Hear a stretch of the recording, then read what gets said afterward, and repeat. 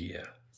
Dual camera nonsense or whatever, just a special feature on the phone. Welcome back to Big Boy. I thought what I would do is try and encapsulate what I'm thinking and feeling about the extensive number of American Civil War tactical level games I've been playing. How you doing, buddy?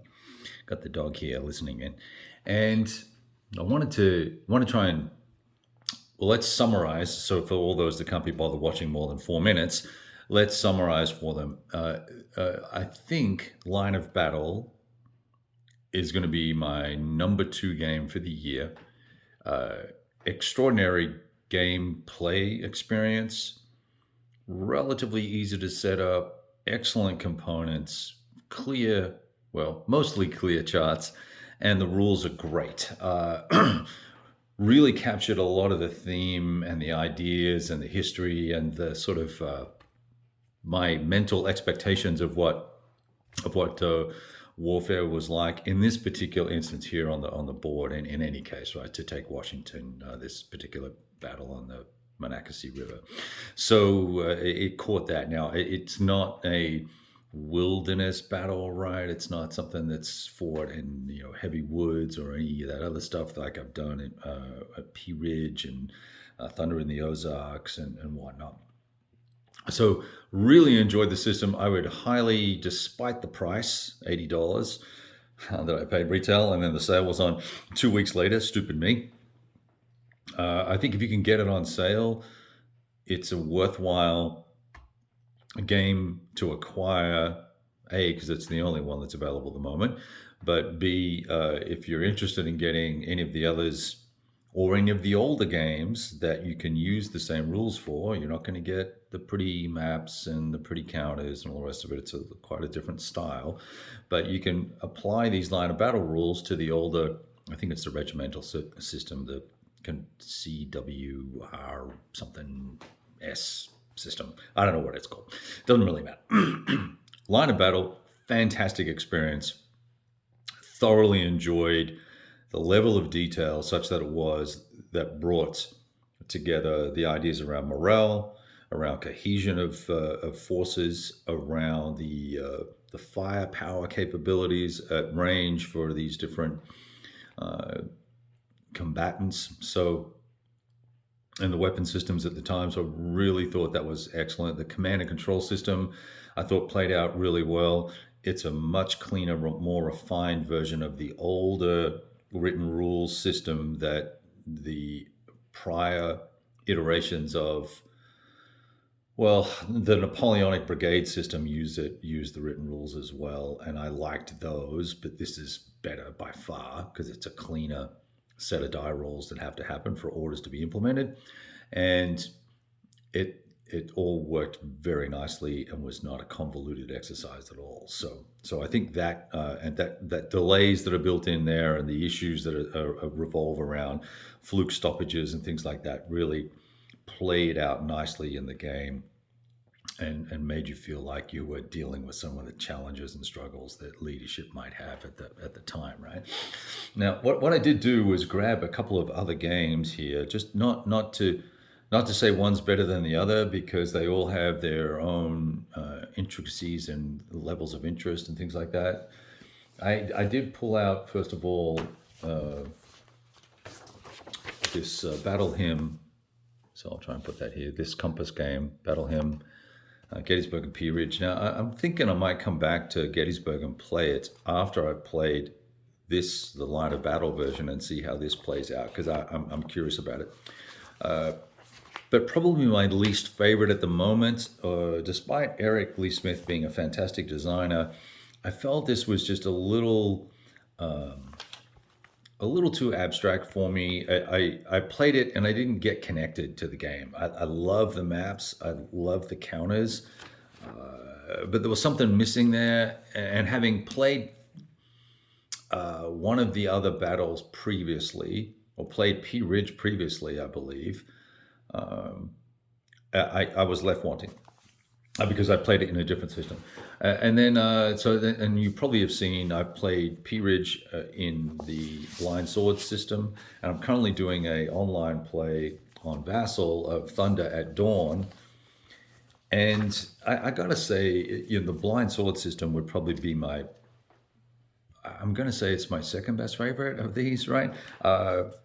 Of these sort of lower level tactical systems at the sort of 20-15 minute kind of turn cycles and stuff like that. It's got that nice cadence. We played 3 or nearly 4, maybe 4. We got on to full 3 turns in an hour and a half of chip pull activity, right? And got some combat in, got some shots fired and stuff like that. It was pretty interesting. It's sort of a meaty engagement slash ambush type of situation. But the thing that I like about the blind sword system, here, put it up here, I guess. That's the cohesion tables.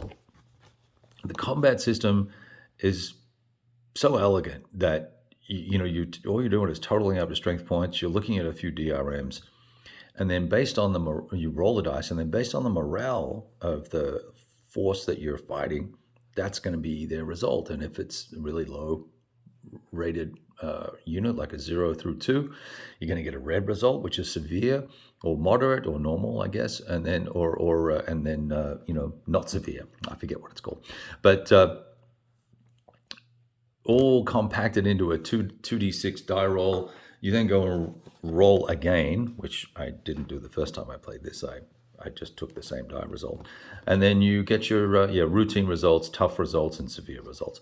So you get these combat results here, and so you'll roll 2d6 again, and you'll get a 6 here or a 1, and something will happen. You'll both lose a step or move to your battle worn side, and then you'll have the skedaddle result, or basically the retreat result, and then you're going to take some sort of morale hit, which will mean you'll be shaken or disrupted, and then you'll get this number of hexes retreated and stuff like that.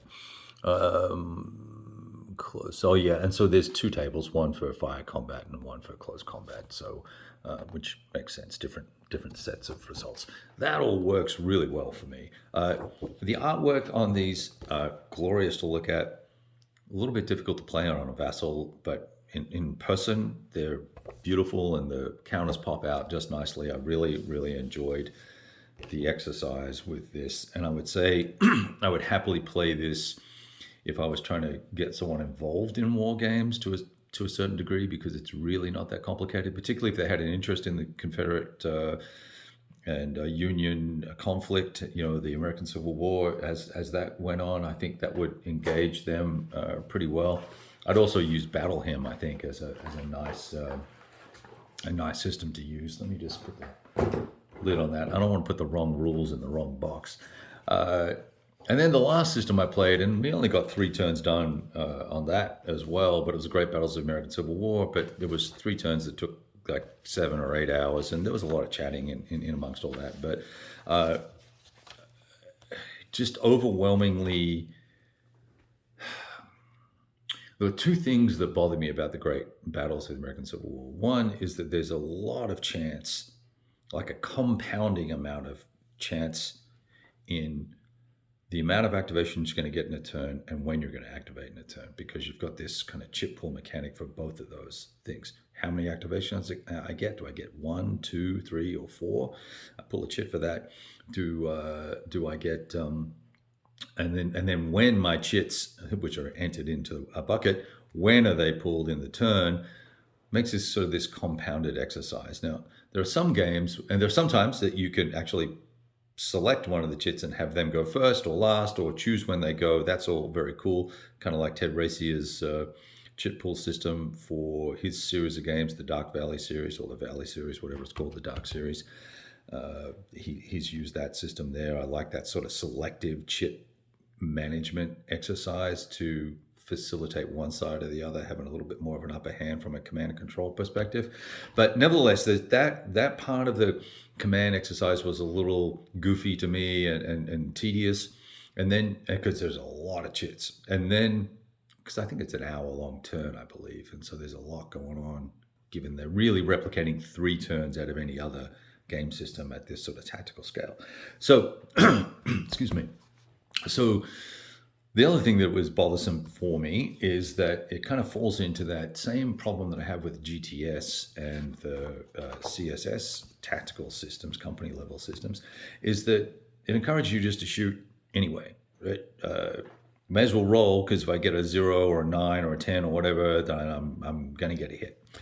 When really you might not fire, because you might not want to get the return fire, or you might not want to take the chance on firing, or you might not want to waste the ammo, versus having a 1 in 10 chance of shooting someone. But here, what the hell, shoot anyway.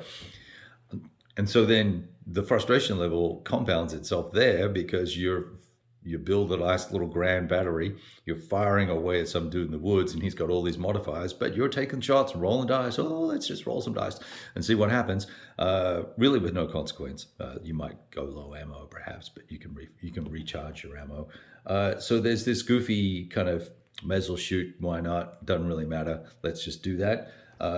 After you go through an extensive set of looking up what the fire capability is, looking at who can fire and when they can fire, and under what conditions they can fire, and depending on the command they're under, and then all the adjustments here, all the DRMs for the adjustments that you need to make. Pretty straightforward, but you got to kind of go through them all, and it can happen pretty quickly once you get used to it, right? That's the challenge, is you've got to get enough reps in here to make it worthwhile.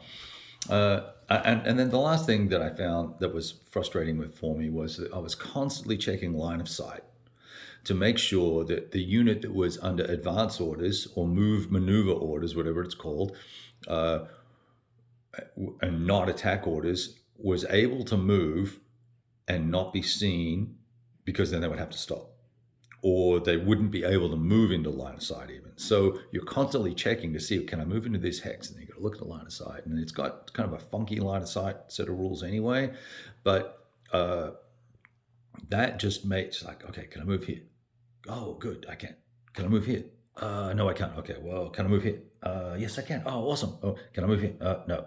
And so moving under advance orders, particularly if you're trying to flank, right? You got to move fast, so you got to be able to use your maneuver order. So you're moving fast, you're trying to flank, your enemy is trying to adjust to that, and they're moving at their whatever rate they're at, and then they pop into a zone where, oh, I can see you, you can't move there now.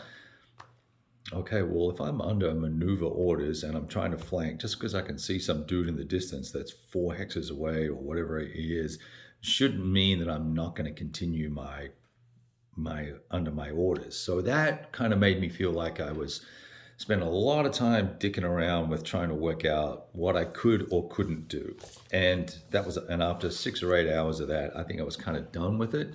And I think the net takeaway for me was that while I enjoyed the camaraderie of the gameplay, and I enjoyed the interplay because of the, both sides kind of involved in the whole process, because these return volleys or opening volleys or whatever they're called, returning fire. If I shoot at you, you get to fire back at me, type of thing. Lots of that. So that's kind of cool. But it felt like I was playing ASL with muskets. And if that's your bag, then this is your game. You should go get all of them, especially Death Valley. It's an amazing module. I think it's $120 retail, and there's 9 or 10 battles in it. That's a fantastic value, right? Especially compared to take Washington, where there's 2 battles and maybe a campaign that link the two for $80. It's a bit stiff, right? Now, some will say that's because it's printed in the United States. Others will say it's because they've got to pay those designers some money. I think it's just knowing they can charge that much, they charge that much. And that's kind of disappointing. I imagine at a price point of $55 to $65 wouldn't kill their margins. And you would, maybe you would sell a lot more, and then you'd be able to do reprints or larger print runs and keep the cost down and make more margin that way, versus doing smaller print runs and then charging the dickens out of the price to get your margin that you're looking for. Trying to engage the marketplace as opposed to rape the marketplace. So but that's my personal beef with some companies that are doing these small print runs. It's very frustrating when you know they have a big catalog, and many of those games are out of stock, and there's little likelihood they're going to end up back in stock. So, rant over. I had a great time playing all these games. I haven't finished this one yet here, Line of Battle to take Washington. Really interesting battle. We've just had the first Confederate division sort of loop around across the ford. I think it's 3:30 p.m. here. We've got a couple of hours left in the game. We did our first big advance. Didn't work out so well. You can see all the retreating and disorganized units, and we messed up a few guys here, but not enough to force people off the line. So I probably should have brought 2 divisions here. Now I'm going to have to try and do something at the railway bridge, and that's going to be very bloody for the Confederates. But hey, it seems to be what they like to do, charge headlong into brick walls. All right, we'll keep getting after this one, and we will be playing more of the Blind Sword system online. I've got Long Street Attacks and some other stuff that I have not touched yet, but we'll get to those in good order. And I'll also probably get the full 4-map or 5-map Gettysburg set up for Line of Battle at some point, probably next year now, I would say. And I'll probably do the same thing with this guy as well, the Gettysburg game, and just compare the two for the heck of it. Oh, and we've got this guy, full Gettysburg as well. So we're going to have a lot of Gettysburg next year. It's going to be awesome. Thanks for watching. Talk to you soon. Do the whole click subscribe thing if you want, or don't. Later.